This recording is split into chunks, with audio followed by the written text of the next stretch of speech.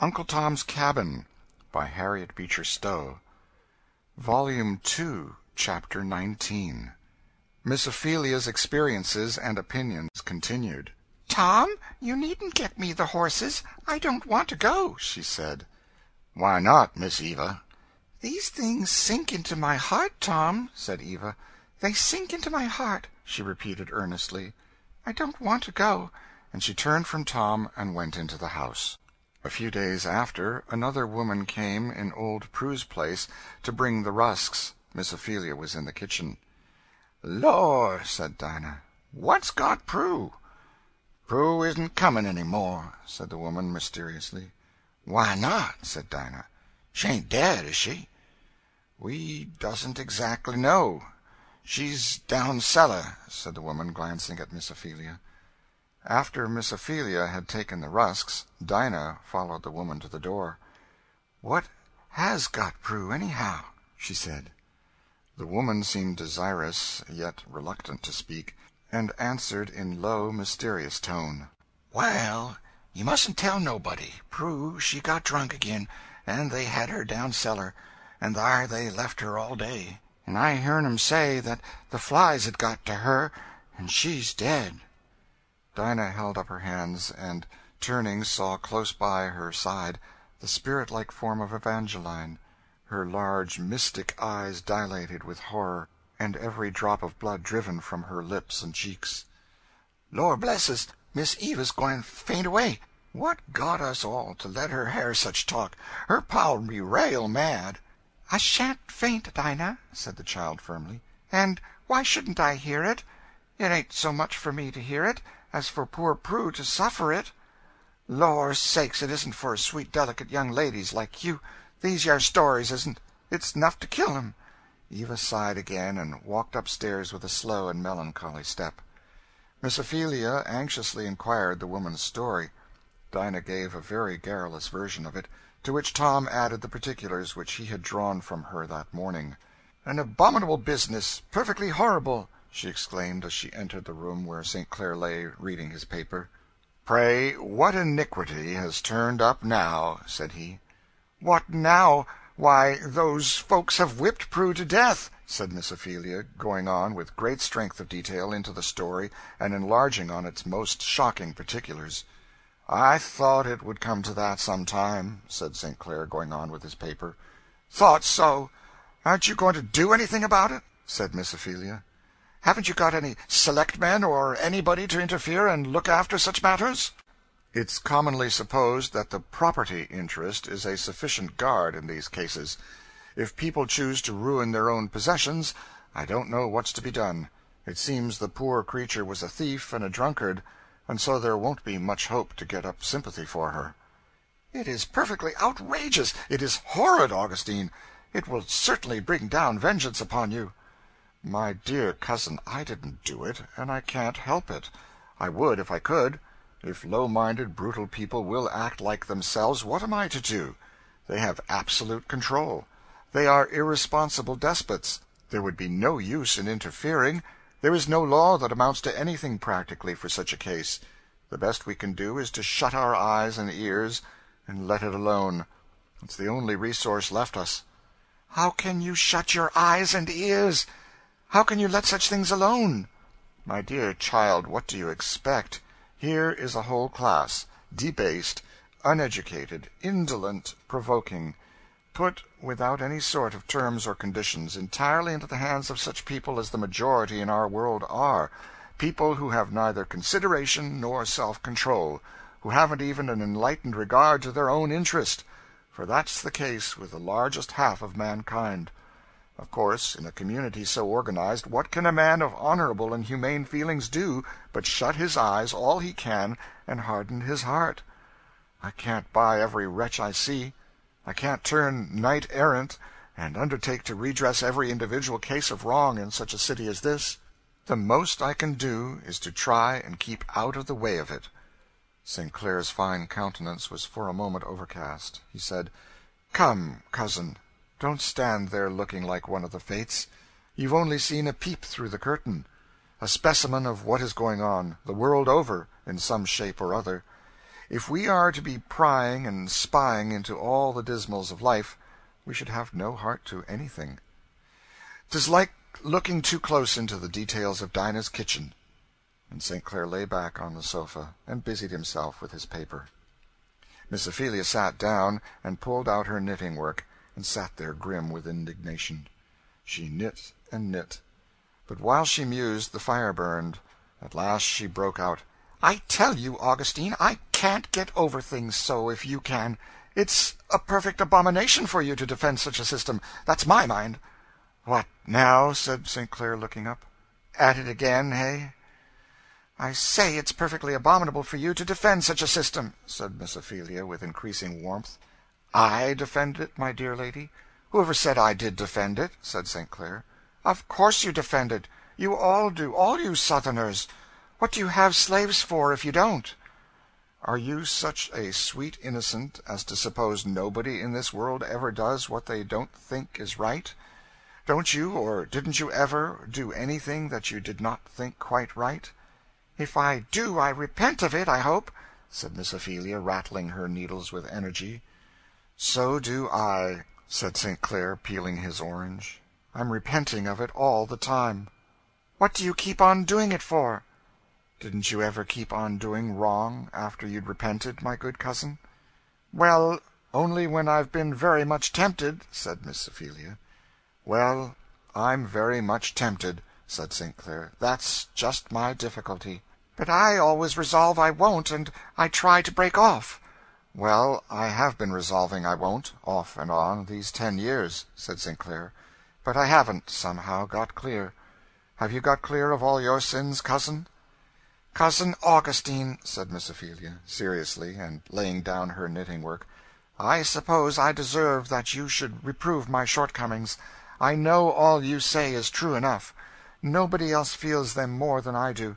But it does seem to me, after all, there is some difference between me and you. It seems to me I would cut off my right hand sooner than keep on, from day to day, doing what I thought was wrong. But then my conduct is so inconsistent with my profession, I don't wonder you reproved me." "Oh, now, cousin," said Augustine, sitting down on the floor and laying his head back in her lap, "don't take on so awfully serious. You know what a good-for-nothing, saucy boy I always was. I love to poke you up, that's all, just to see you get earnest. I do think you are desperately, distressingly good. It tires me to death to think of it." "But this is a serious subject, my boy August," said Miss Ophelia, laying her hand on his forehead. "Dismally so," said he. "And well, I never want to talk seriously in hot weather. What with mosquitoes and all, a fellow can't get himself up to any very sublime moral flights. And I believe," said St. Clair, suddenly rousing himself up, "there's a theory now. I understand now why northern nations are always more virtuous than southern ones. I see into that whole subject." "Oh, Augustine, you are a sad rattle-brain." "Am I? Well, so I am, I suppose. But for once I will be serious, now. But you must hand me that basket of oranges. You see, you'll have to stay me with flagons and comfort me with apples, if I'm going to make this effort. Now," said Augustine, drawing the basket up, "I'll begin. When in the course of human events it becomes necessary for a fellow to hold 2 or 3 dozen of his fellow-worms in captivity, a decent regard to the opinions of society requires—" "I don't see that you are growing more serious," said Miss Ophelia. "Wait, I'm coming on, you'll hear. The short of the matter is, cousin," said he, his handsome face suddenly settling into an earnest and serious expression, "on this abstract question of slavery there can, as I think, be but one opinion. Planters who have money to make by it, clergymen who have planters to please, politicians who want to rule by it, may warp and bend language and ethics to a degree that shall astonish the world at their ingenuity. They can press nature and the Bible, and nobody knows what else, into the service. But, after all, neither they nor the world believe in it one particle the more. It comes from the devil, that's the short of it. And to my mind it's a pretty respectable specimen of what he can do in his own line." Miss Ophelia stopped her knitting and looked surprised, and St. Clair, apparently enjoying her astonishment, went on. "You seem to wonder, but if you will get me fairly at it, I'll make a clean breast of it. This cursed business, accursed of God and man, what is it? Strip it of all its ornament, run it down to the root and nucleus of the whole, and what is it? Why, because my brother Quashy is ignorant and weak, and I am intelligent and strong, because I know how and can do it, therefore I may steal all he has, keep it, and give him only such and so much as suits my fancy. Whatever is too hard, too dirty, too disagreeable for me, I may set Quashy to doing. Because I don't like work, Quashy shall work. Because the sun burns me, Quashy shall stay in the sun. Quashy shall earn the money, and I will spend it. Quashy shall lie down in every puddle, that I may walk over dry shod. Quashy shall do my will, and not his, all the days of his mortal life, and have such chance of getting to heaven, at last, as I find convenient. This I take to be about what slavery is. I defy anybody on earth to read our slave code as it stands in our law books, and make anything else of it. Talk of the abuses of slavery! Humbug! The thing itself is the essence of all abuse. And the only reason why the land don't sink under it, like Sodom and Gomorrah, is because it is used in a way infinitely better than it is. For pity's sake, for shame's sake, because we are men born of women and not savage beasts, many of us do not, and dare not. We would scorn to use the full power which our savage laws put into our hands. And he who goes the furthest and does the worst only uses, within limits, the power that the law gives him. St. Clair has started up, and, as his manner was when excited, was walking, with hurried steps, up and down the floor. His fine face, classic as that of a Greek statue, seemed actually to burn with the fervor of his feelings. His large blue eyes flashed, and he gestured with an unconscious earnestness. Miss Ophelia had never seen him in this mood before, and she sat perfectly silent. "I declare to you," said he, suddenly stopping before his cousin, "it's no sort of use to talk or to feel on this subject, but I declare to you there have been times when I have thought, if the whole country would sink, and hide all this injustice and misery from the light, I would willingly sink with it.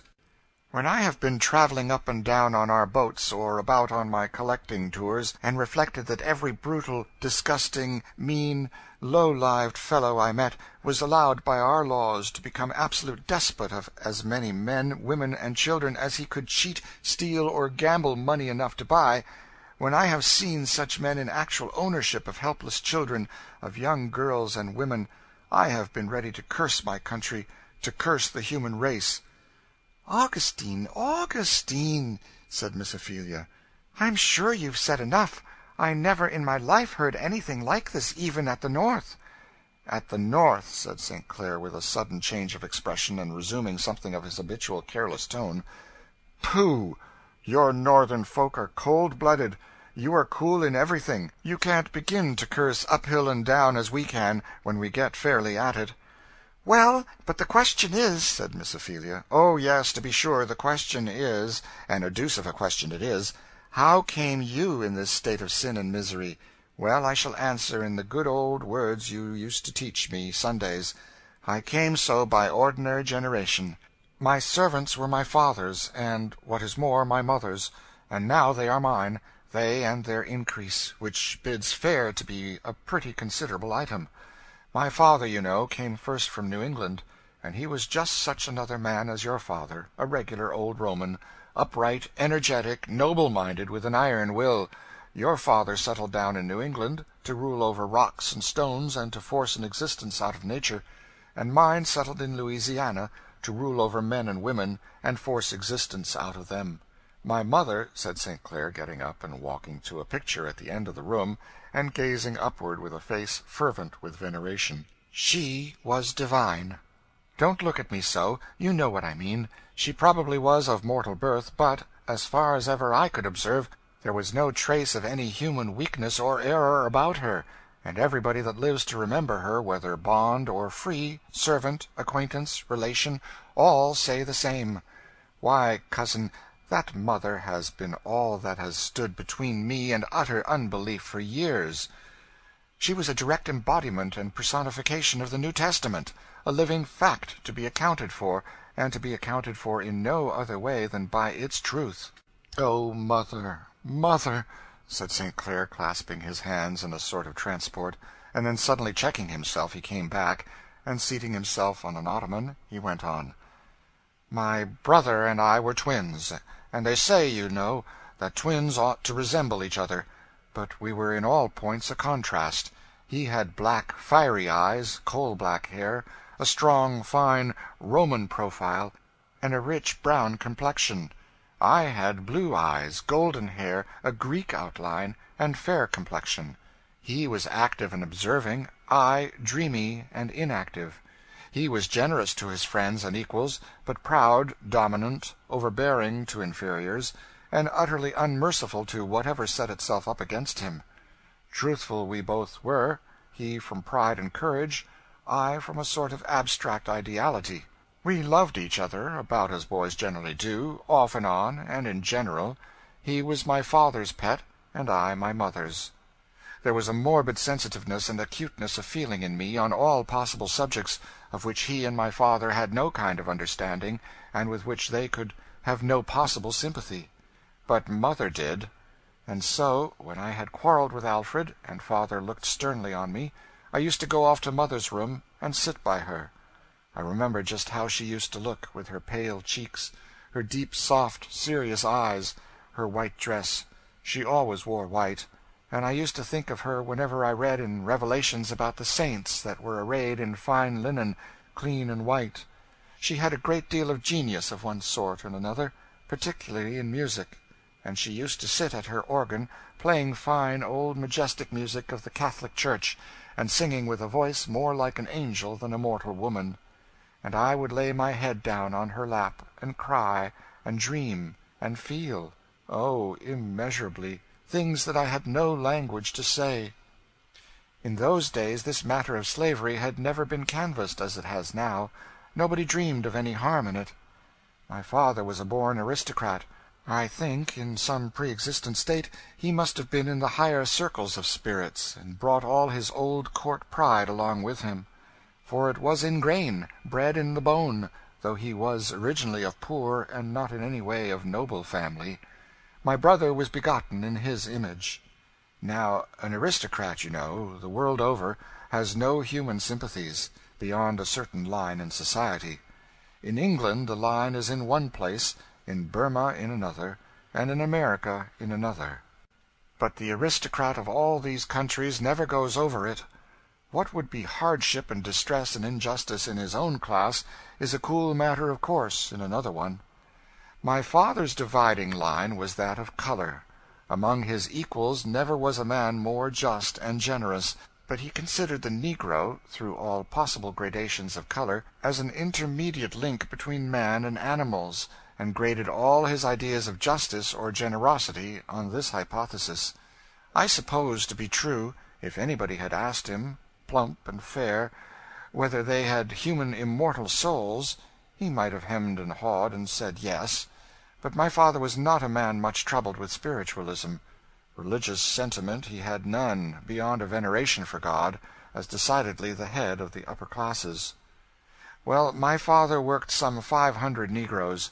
He was an inflexible, driving, punctilious business man. Everything was to move by system, to be sustained with unfailing accuracy and precision.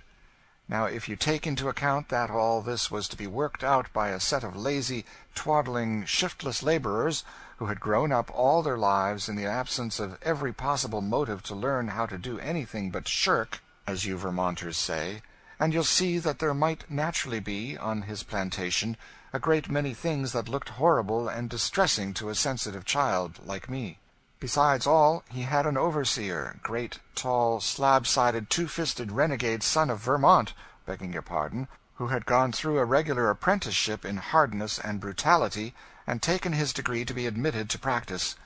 My mother never could endure him, nor I, but he obtained an entire ascendancy over my father, and this man was the absolute despot of the estate. I was a little fellow then, but I had the same love that I have now for all kinds of human things, a kind of passion for the study of humanity, come in what shape it would. I was found in the cabins and among the field hands a great deal, and of course was a great favorite, and all sorts of complaints and grievances were breathed in my ear, and I told them to mother, and we, between us, formed a sort of committee for a redress of grievances. We hindered and repressed a great deal of cruelty, and congratulated ourselves on doing a vast deal of good, till, as often happens, my zeal overacted. Stubbs complained to my father that he couldn't manage the hands, and must resign his position.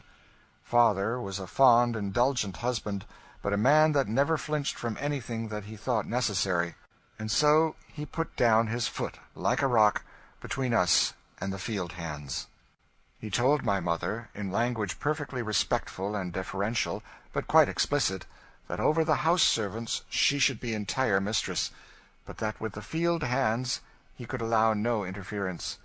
He revered and respected her above all living beings, but he would have said it all the same to the Virgin Mary herself, if she had come in the way of his system. I used sometimes to hear my mother reasoning cases with him, endeavoring to excite his sympathies. He would listen to the most pathetic appeals with the most discouraging politeness and equanimity. "It all resolves itself into this," he would say. "Must I part with Stubbs, or keep him? Stubbs is the soul of punctuality, honesty, and efficiency, a thorough business hand, and as humane as the general run. We can't have perfection, and if I keep him, I must sustain his administration as a whole, even if there are, now and then, things that are exceptionable. All government includes some necessary hardness. General rules will bear hard on particular cases."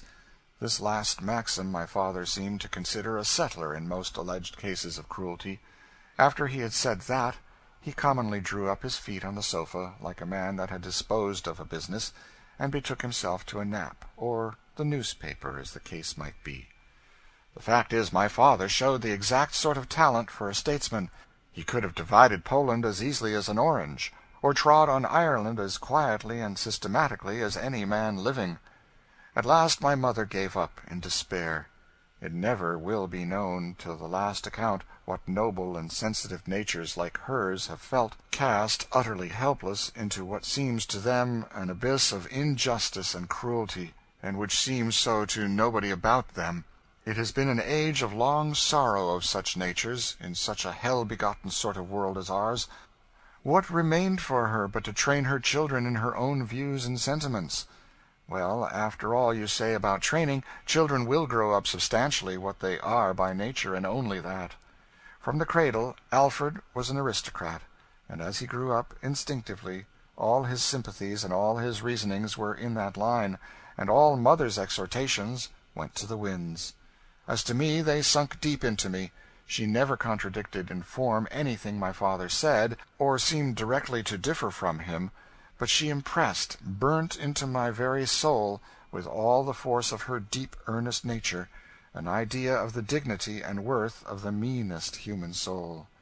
I have looked in her face with solemn awe, when she would point up to the stars in the evening and say to me, "See there, August, the poorest, meanest soul on our place will be living. When all these stars are gone forever, will live as long as God lives." She had some fine old paintings, one in particular, of Jesus healing a blind man. They were very fine, and used to impress me strongly. "See there, August," she would say, "the blind man was a beggar, poor and loathsome. Therefore he would not heal him afar off. He called him to him, and put his hands on him. Remember this, my boy." If I had lived to grow up under her care, she might have stimulated me to I know not what of enthusiasm. I might have been a saint, reformer, martyr.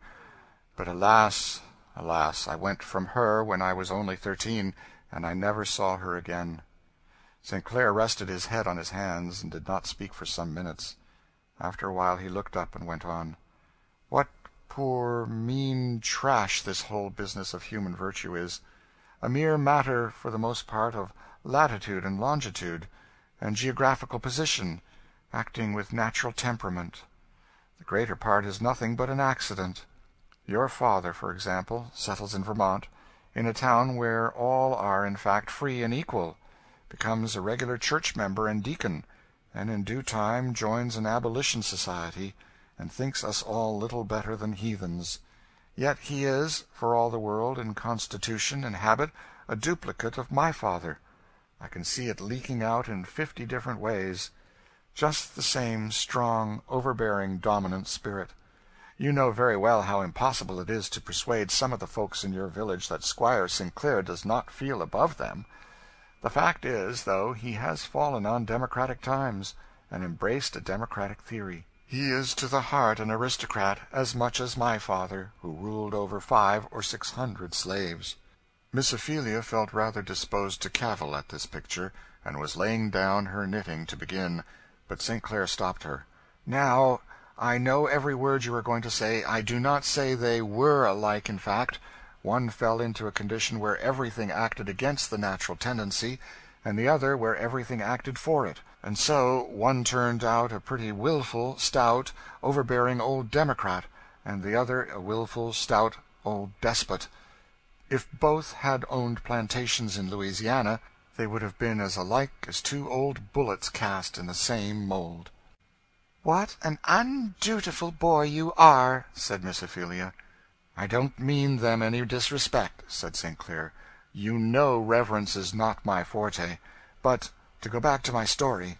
When father died he left the whole property to us twin boys, to be divided as we should agree. There does not breathe on God's earth a nobler souled, more generous fellow than Alfred in all that concerns his equals, and we got on admirably with this property question without a single unbrotherly word or feeling. We undertook to work the plantation together, and Alfred, whose outward life and capabilities had double the strength of mine, became an enthusiastic planter, and a wonderfully successful one. But 2 years' trial satisfied me, and I could not be a partner in that matter. To have a great gang of 700 whom I could not know personally, or feel any individual interest in, bought and driven, housed, fed, worked like so many horned cattle, strained up to military precision, the question of how little of life's commonest enjoyments would keep them in working order being a constantly recurring problem, the necessity of drivers and overseers, the ever necessary whip, first, last, and only argument, the whole thing was insufferably disgusting and loathsome to me, and when I thought of my mother's estimate of one poor human soul, it became even frightful. It's all nonsense to talk to me about slaves enjoying all this. To this day I have no patience with the unutterable trash that some of your patronizing Northerners have made up, as in their zeal to apologize for our sins. We all know better. Tell me that any man living wants to work all his days, from day dawn till dark, under the constant eye of a master, without the power of putting forth one irresponsible volition on the same dreary, monotonous, unchanging toil, and all for 2 pairs of pantaloons and a pair of shoes a year, with enough food and shelter to keep him in working order. Any man who thinks that human beings can, as a general thing, be made about as comfortable that way as any other, I wish he might try it. I'd buy the dog, and work him, with a clear conscience." "I always have supposed," said Miss Ophelia, "that you, all of you, approved of these things and thought them right, according to Scripture." "Humbug! We are not quite reduced to that yet. Alfred, who is as determined a despot as ever walked, does not pretend to this kind of defense. No, he stands, high and haughty, on that good old respectable ground, the right of the strongest, and he says, and I think quite sensibly, that the American planter is only doing in another form what the English aristocracy and capitalists are doing by the lower classes, that is, I take it, appropriating them, body and bone, soul and spirit, to their use and convenience. He defends both, and I think at least consistently. He says that there can be no high civilization without enslavement of the masses, either nominal or real. There must, he says, be a lower class, given up to physical toil and confined to an animal nature, and a higher one thereby acquires leisure and wealth for a more expanded intelligence and improvement, and becomes the directing soul of the lower. So he reasons, because, as I said, he is born an aristocrat. So I don't believe, because I was born a democrat." "How in the world can the two things be compared?" said Miss Ophelia. "The English laborer is not sold, traded, parted from his family, whipped." "He is as much at the will of his employer as if he were sold to him. The slave owner can whip his refractory slave to death; the capitalist can starve him to death. As to family security, it is hard to say which is the worst, to have one's children sold, or see them starve to death at home." "But it's no kind of apology for slavery, to prove that it isn't worse than some other bad thing." "I didn't give it for one. Nay, I'll say, besides, that ours is the more bold and palpable infringement of human rights.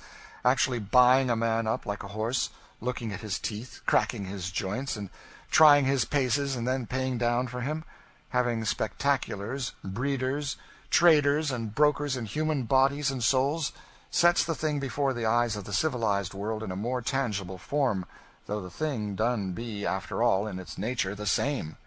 That is, appropriating one set of human beings to the use and improvement of another, without any regard to their own." "I never thought of the matter in this light," said Miss Ophelia. "Well, I've traveled in England some, and I've looked over a good many documents as to the state of their lower classes, and I really think there is no denying Alfred when he says that his slaves are better off than a large class of the population of England. You see, you must not infer from what I have told you that Alfred is what is called a hard master, for he isn't. He is despotic, and unmerciful to insubordination. He would shoot a fellow down with as little remorse as he would shoot a buck, if he opposed him; but in general he takes a sort of pride in having his slaves comfortably fed and accommodated. When I was with him, I insisted that he should do something for their instruction, and to please me he did get a chaplain, and used to have them catechized Sunday, though I believe in his heart that he thought it would do about as much good to set a chaplain over his dogs and horses. And the fact is, that a mind stupefied and animalized by every bad influence from the hour of birth, spending the whole of every week-day in unreflecting toil, cannot be done much with by a few hours on Sunday. The teachers of Sunday schools among the manufacturing population of England, and among plantation hands in our country, could perhaps testify to the same result, there and here. Yet some striking exceptions there are among us, from the fact that the negro is naturally more impressible to religious sentiment than the white. "Well," said Miss Ophelia, "how came you to give up your plantation life?" "Well, we jogged on together some time, till Alfred saw plainly that I was no planter. He thought it absurd, after he had reformed and altered and improved everywhere to suit my notions, that I still remained unsatisfied. The fact was, it was, after all, the thing that I hated the using these men and women, the perpetuation of all this ignorance, brutality, and vice, just to make money for me. Besides, I was always interfering in the details. Being myself one of the laziest of mortals, I had altogether too much fellow-feeling for the lazy; and when poor shiftless dogs put stones at the bottom of their cotton baskets to make them weigh heavier, or filled their sacks with dirt, with cotton at the top, it seemed so exactly like what I should do if I were they, I couldn't and wouldn't have them flogged for it. Well, of course there was an end of plantation discipline, and Alf and I came to about the same point that I and my respected father did years before. So he told me that I was a womanish sentimentalist, and would never do for business life, and advised me to take the bank stock and the New Orleans family mansion, and go to writing poetry, and let him manage the plantation. So we parted, and I came here." "But why didn't you free your slaves?" "Well, I wasn't up to that. To hold them as tools for money-making, I could not. Have them to help spend money, you know, didn't look quite so ugly to me. Some of them were old house-servants, to whom I was much attached, and the younger ones were children to the old. All were well satisfied to be as they were." He paused, and walked reflectively up and down the room. "There was," said St. Clair, "a time in my life when I had plans and hopes of doing something in this world more than to float and drift. I had vague, indistinct yearnings to be a sort of emancipator, to free my native land from this spot and stain. All young men have had such fever fits, I suppose, some time. But then—" "Why didn't you?" said Miss Ophelia. "You ought not to put your hand to the plow and look back." "Oh, well, things didn't go with me as I expected, and I got the despair of living that Solomon did. I suppose it was a necessary incident to wisdom in us both. But, somehow or other, instead of being actor and regenerator in society, I became a piece of driftwood, and have been floating and eddying about ever since. Alfred scolds me every time we meet, and he has the better of me, I grant, for he really does something. His life is a logical result of his opinions, and mine is a contemptible non sequitur." "My dear cousin, can you be satisfied with such a way of spending your probation?" "Satisfied? Was I not just telling you I despised it? But then, to come back to this point, we were on this liberation business. I don't think my feelings about slavery are peculiar. I find many men who in their hearts think of it just as I do. The land groans under it, and, bad as it is for the slave, it is worse, if anything, for the master. It takes no spectacles to see that a great class of vicious, improvident, degraded people among us are an evil to us as well as to themselves. The capitalist and aristocrat of England cannot feel that as we do, because they do not mingle with the class they degrade as we do. They are in our homes, they are the associates of our children, and they form their minds faster than we can, for they are a race that children always will cling to and assimilate with. If Eva, now, was not more angel than ordinary, she would be ruined. We might as well allow the smallpox to run among them, and think our children would not take it, as to let them be uninstructed and vicious, and think our children will not be affected by that. Yet our laws positively and utterly forbid any efficient general educational system, and they do it wisely, too, for just begin and thoroughly educate one generation, and the whole thing would be blown sky high. If we did not give them liberty, they would take it." "And what do you think will be the end of this?" said Miss Ophelia. "I don't know. One thing is certain, that there is a mustering among the masses, the world over, and there is a dies irae coming on sooner or later. The same thing is working in Europe, in England, and in this country. My mother used to tell me of a millennium that was coming, when Christ should reign and all men should be free and happy, and she taught me, when I was a boy, to pray, 'Thy kingdom come.' Sometimes I think all this sighing and groaning and stirring among the dry bones foretells what she used to tell me was coming. But who may abide the day of his appearing?" "Augustine, sometimes I think you are not far from the kingdom," said Miss Ophelia, laying down her knitting and looking anxiously at her cousin. "Thank you for your good opinion, but it's up and down with me, up to heaven's gate in theory, down in earth's dust in practice. But there's the tea-bell. Do let's go. And don't say now I haven't had one downright serious talk, for once in my life." At table, Marie alluded to the incident of Prue. "I suppose you'll think, cousin," she said, "that we are all barbarians." "I think that's a barbarous thing," said Miss Ophelia, "but I don't think you are all barbarians." "Well, now," said Marie, "I know it's impossible to get along with some of these creatures. They are so bad they ought not to live. I don't feel a particle of sympathy for such cases. If they'd only behave themselves, it would not happen." "But, mamma," said Eva, "the poor creature was unhappy. That's what made her drink." "Oh, fiddlestick! As if that were any excuse. I'm unhappy very often. I presume," she said, pensively, "that I've had greater trials than ever she had. It's just because they are so bad. There's some of them that you cannot break in by any kind of severity. I remember father had a man that was so lazy he would run away just to get rid of work, and lie around in the swamps, stealing and doing all sorts of horrid things. That man was caught and whipped, time and again, and it never did him any good. And the last time he crawled off, though he couldn't but just go, and died in the swamp, there was no sort of reason for it, for father's hands were always treated kindly."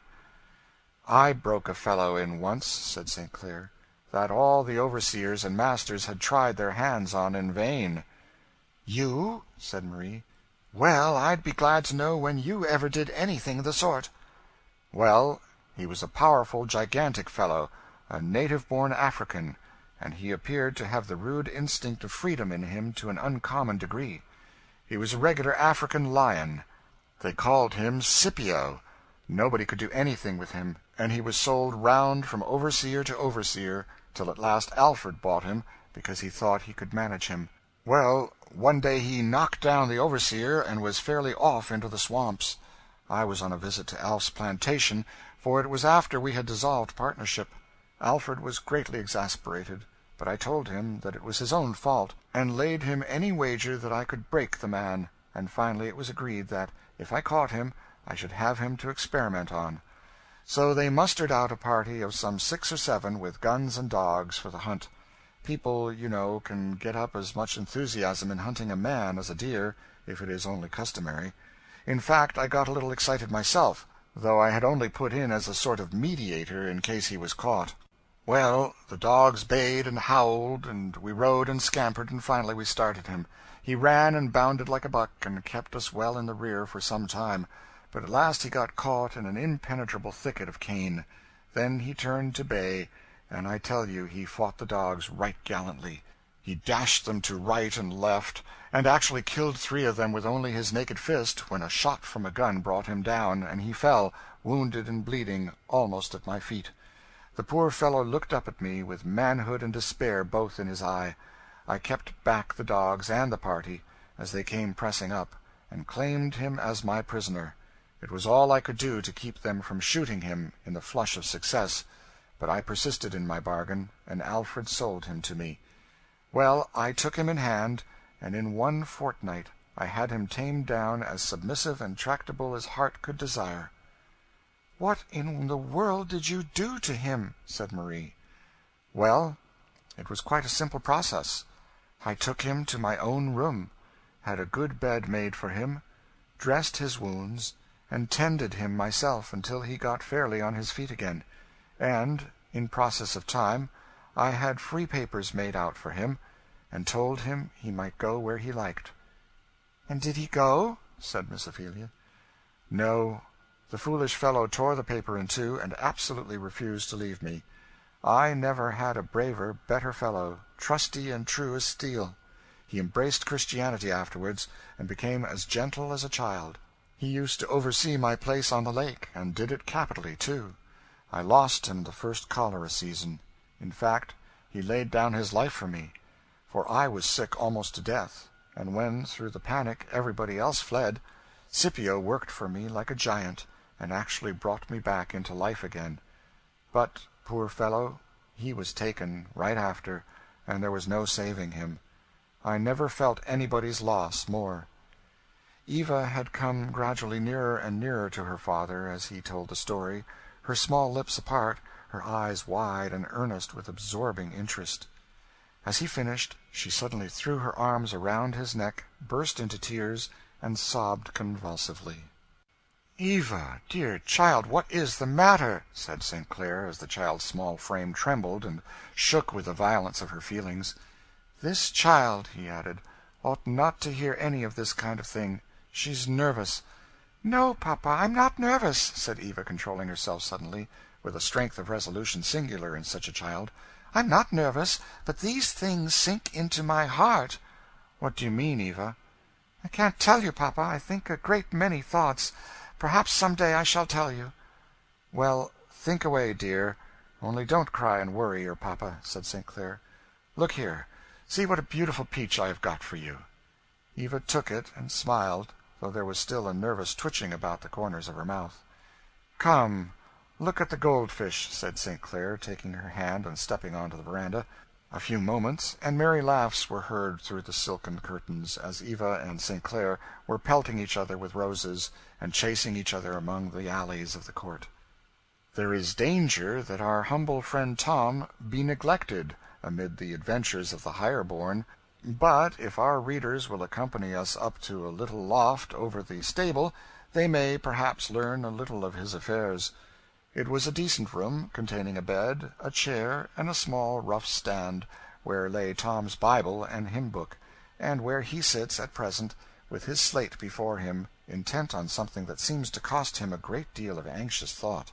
The fact was, that Tom's home yearnings had become so strong that he had begged a sheet of writing paper of Eva, and, mustering up all his small stock of literary attainment, acquired by Massa George's instructions, he conceived the bold idea of writing a letter, and he was busy now, on his slate, getting out his first draft. Tom was in a good deal of trouble, for the forms of some of the letters he had forgotten entirely, and of what he did remember he did not know exactly what to use. And while he was working, and breathing very hard in his earnestness, Eva alighted, like a bird, on the round of his chair behind him, and peeped over his shoulder. "Oh, Uncle Tom, what funny things you are making there!" "I'm trying to write to my poor old woman, Miss Eva, and my little children," said Tom, drawing the back of his hand over his eyes, "but somehow I'm feared I shan't make it out." "I wish I could help you, Tom. I've learned to write some. Last year I could make all the letters, but I'm afraid I've forgotten." So Eva put her golden head close to his, and the two commenced a grave and anxious discussion, each one equally earnest, and about equally ignorant, and with a deal of consulting and advising over every word, the composition began, as they both felt very sanguine, to look quite like writing. "Yes, Uncle Tom, it really begins to look beautiful," said Eva, gazing delightedly on it. "How pleased your wife will be, and the poor little children. Oh, it's a shame you ever had to go away from them. I mean to ask papa to let you go back some time." "Missus said that she would send down money for me as soon as they could get it together," said Tom. "I'm 'specting she will. Young Massa George, he said he'd come for me, and he gave me this yer dollar as a sign." And Tom drew from under his clothes the precious dollar. "Oh, he'll certainly come, then," said Eva. "I'm so glad." "And I wanted to send a letter, you know, to let him know where I was, and tell poor Chloe that I was well off, 'cause she felt so drefful, poor soul." "I say, Tom," said St. Clair's voice, coming in the door at this moment. Tom and Eva both started. "What's here?" said St. Clair, coming up and looking at the slate. "Oh, it's Tom's letter. I'm helping him to write it," said Eva. "Isn't it nice?" "I wouldn't discourage either of you," said St. Clair, "but I rather think, Tom, you'd better get me to write your letter for you. I'll do it when I come home from my ride." "It's very important he should write," said Eva, "because his mistress is going to send down money to redeem him, you know, papa. He told me they told him so." St. Clair thought in his heart that this was probably only one of those things which good-natured owners say to their servants, to alleviate their horror of being sold, without any intention of fulfilling the expectation thus excited. But he did not make any audible comment upon it, only ordered Tom to get the horses out for a ride. Tom's letter was written in due form for him that evening, and safely lodged in the post-office. Miss Ophelia still persevered in her labors in the housekeeping line. It was universally agreed among all the household, from Dinah down to the youngest urchin, that Miss Ophelia was decidedly curous, a term by which a Southern servant implies that his or her betters don't exactly suit them. The higher circle in the family, to wit Adolphe, Jane, and Rosa, agreed that she was no lady. Ladies never keep working about as she did. That she had no air at all, and they were surprised that she should be any relation of the St. Clairs. Even Marie declared that it was absolutely fatiguing to see Cousin Ophelia always so busy. And, in fact, Miss Ophelia's industry was so incessant as to lay some foundation for the complaint. She sewed and stitched away from daylight till dark, with the energy of one who is pressed on by some immediate urgency, and then, when the light faded, and the work was folded away, with one turn-out came the ever-ready knitting work, and there she was again, going on as briskly as ever. It really was a labor to see her. End of chapter 19.